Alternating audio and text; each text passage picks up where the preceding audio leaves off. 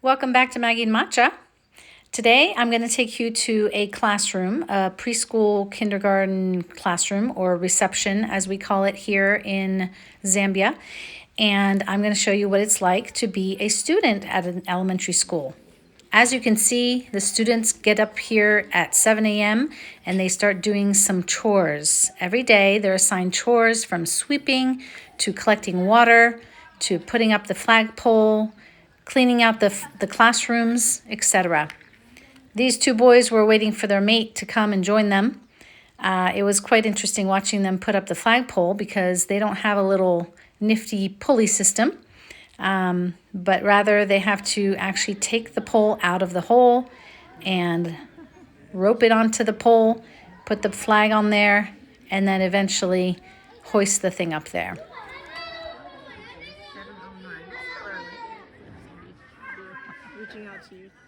He actually even used the leverage of the steps to get the pole all the way to the top.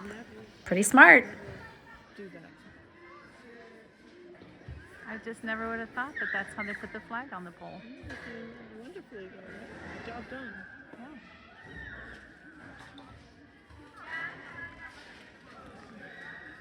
Once the chores were done, we entered the classroom. Everybody takes their shoes off no matter how cold it is, and this was during the cold season.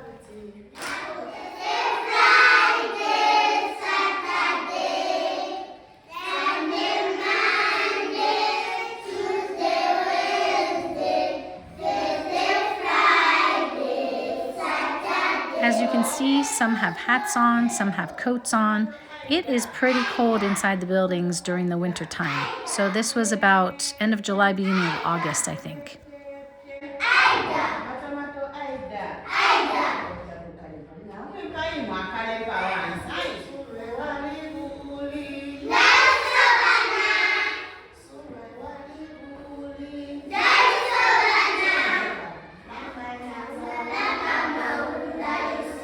The teacher was about to start the lesson on a certain letter, so she started by putting the letter and attached it to her glasses so that all the kids would look. And she's like, look, look, look, look over here. Look what's on my glasses.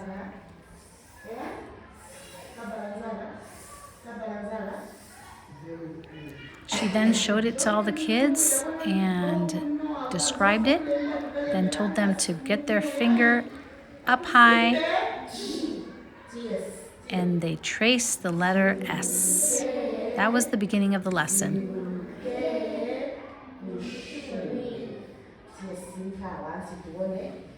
They then traced it on the carpet.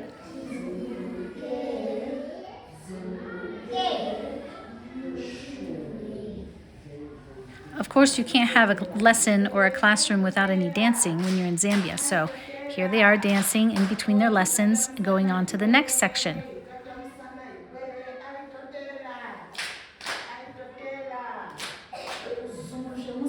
Then they traced the S with their hips.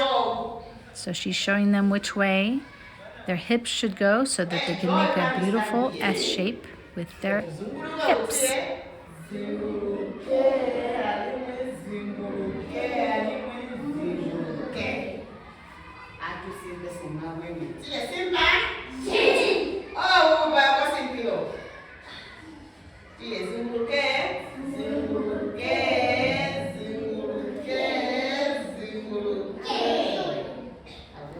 Once she was done using the hips, then she wrote with chalk on the ground.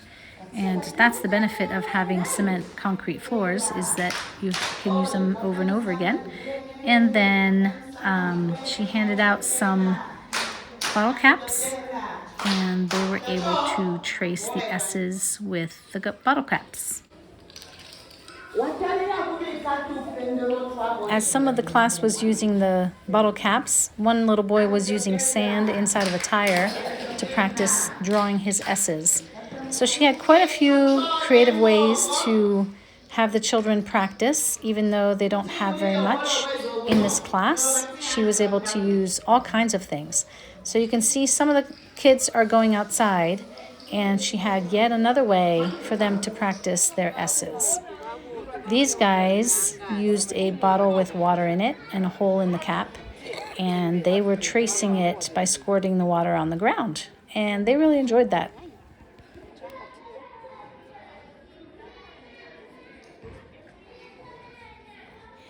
When they finished with learning the S sound, they moved inside and learned about geometry.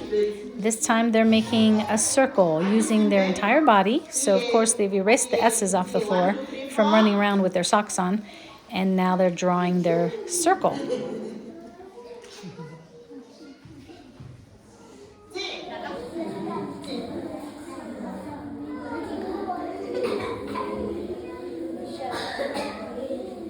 The next lesson was math using 2 bottles and a string and some caps in between to count. 1, 2, 3, 4, 5, 6, 7, 8, 9, 10. Very good. Muri bana babo tunywa mulabalo sekuteni atuddigambire odani.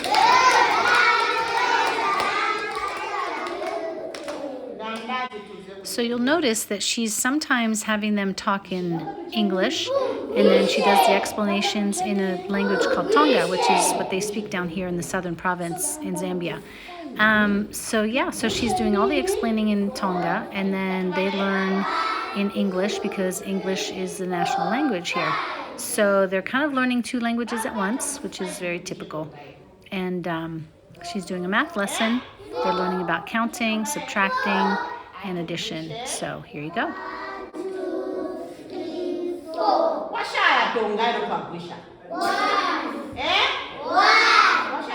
The teacher then split them up into smaller groups where they practice with the bottle caps.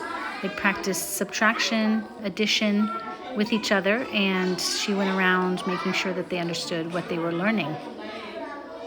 You can see that they sit on the floor a lot. They don't have any classroom desks or chairs or anything. I think that myself and my friend were the only 2 sitting on a chair on that day because we were the visitors. And so out of respect, they have us sit on a chair. It was fun to see what they had representing the different months of the year. You can see January and February are when the plants are tall. They're growing nicely and it's rainy season. Then March is a little more showers, and April is when they would be harvesting, starting the harvest, April and May.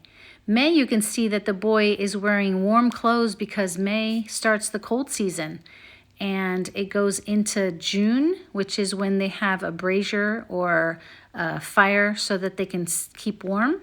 And then July is often associated with being a windy month. The winds pick up and dust starts flying everywhere, but it's still cold in July. For some reason, the picture for August wasn't there, but then September, you'll see that it gets really hot. It starts really getting hot, and then you can't see October very well, but there's like a tank top because people wear tank tops and short sleeves because it's the hot season again. November and December were missing, but they would be the new planting season, so the beginning of the planting season and the rainy season. I was really impressed with how this teacher interspersed things like activities like this where they were learning about health, the importance of hydration, drinking, and feeling better after you would drink, jumping around, and then also activities like math and geometry where they were more stagnant. Then, of course, they ended with some dancing. Enjoy!